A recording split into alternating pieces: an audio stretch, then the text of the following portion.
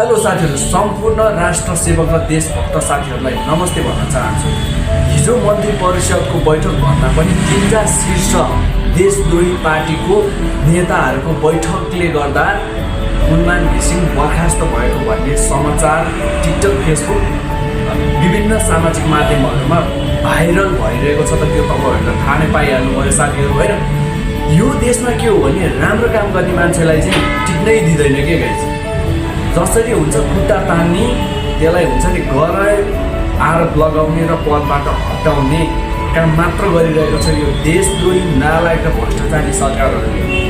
बालेनले राम्रो काम गरिरहेछ, उसलाई पनि खुट्टा तानिरहेको छ, रविलाई फसाइरहेको छ जेलमा, र कुलमान घिसिङ जस्तो विद्युत प्राधिकरणलाई करोडौँ घाटामा भएकोलाई नाफामा पुर्याउने र नेपाल र नेपालीलाई पुरै अन्धकारबाट उज्यालो दिलाउने जुन उज्यालोको नायक भनेर चिनिने कुलमान घिसिङलाई विद्युत प्राधिकरणको कार्यकारी निर्देशकबाट बर्खास्त गरेको खबर सुन्दा एकदम दुःख लागेको छ साथीहरू। र अब पनि हामी यो तीन विदेशी दलाल देशद्रोही नालायक भ्रष्टाचारी सरकारहरू विरुद्ध चुप्प लागेर बस्यो भने हाम्रो देश नेपाल भन्ने कुनै जमानामा थियो नि भन्ने मात्रै केही समयमा हुन्छ साथीहरू। त्यसैले हामी कडाभन्दा कडा आन्दोलन गर्न पनि जरुरी देखिन्छ। तपाईँ जुनसुकै पार्टीको भए पनि यो बेला भनेको देश र जनताको लागि लड्ने बेला हो। पार्टी आफ्नो ठाउँमा छ, तर पार्टीले गरेको कामलाई गलत र सहीलाई सही चाहिँ भन्नुपर्ने हुन्छ साथीहरू, होइन?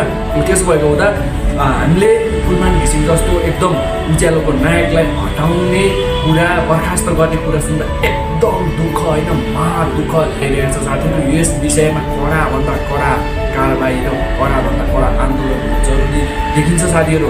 राम्रो काम गर्नेलाई जनताले राम्रो भन्छ र नराम्रो काम गर्नेलाई जनताले नराम्रो भन्छ। कुनै एउटा 2-4 महिनाको मन्त्रीहरूले यो मान्छे राम्रो, त्यो मान्छे नराम्रो, यो आफ्नो मान्छेलाई त्यहाँ राख्ने, आफ्नो मान्छेलाई त्यहाँबाट हटाउने, त्यो भन्ने कुरा त्यो हामीलाई स्वीकार्य हुँदैन। देशभक्ति जनताहरूले जे निर्णय गर्छ त्यो हाम्रो निर्णयलाई सरकार जुनसुकै मन्त्रीले पनि पालना गर्नुपर्छ। र नेपाली जनताले बनाएको मन्त्रीले नै नेपाली जनताको चाहिँ भनाइ र कुरा नसुनिकन आफ्नो मर्जी गर्छ भने त्यो नेता मन्त्री हामीलाई स्वीकार्य छैन। र त्यसैले कुलमान घिसिङ पुनर्बहाली नगर्ने हो भने देशमा आगो बोल्नेछ साथीहरू। यस विषयमा डेन्जरभन्दा डेन्जर आन्दोलन हुन जरुरी छ। र अन्तिममा सम्पूर्णलाई जय नेपाल भन्न चाहन्छु।